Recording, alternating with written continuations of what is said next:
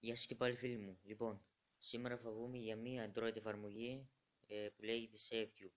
Το SafeTube είναι ένας YouTube downloader που μπορούμε να κατεβάζουμε τραγούδια και ταινίες απευθείας από το tablet ή το κινητό μας. Ας ρίξουμε μια ματιά.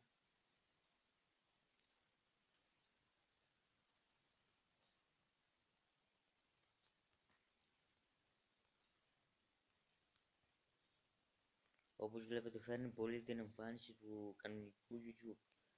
Λοιπόν, τώρα για να κατεβάσουμε το συγκεκριμένο τραγούδι βίντεο,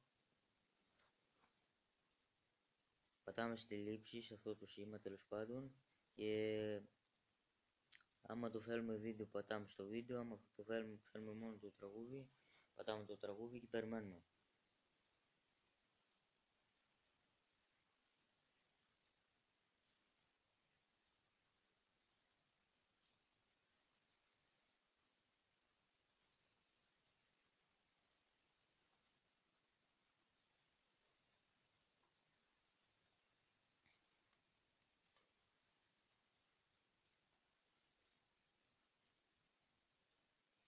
Ωραία, μπορείτε να το κατεβάσετε MP3 αυτό.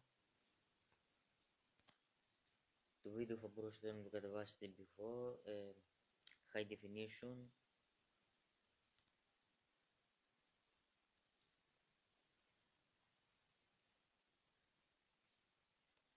Λοιπόν, το link θα το βάλω από κάτω.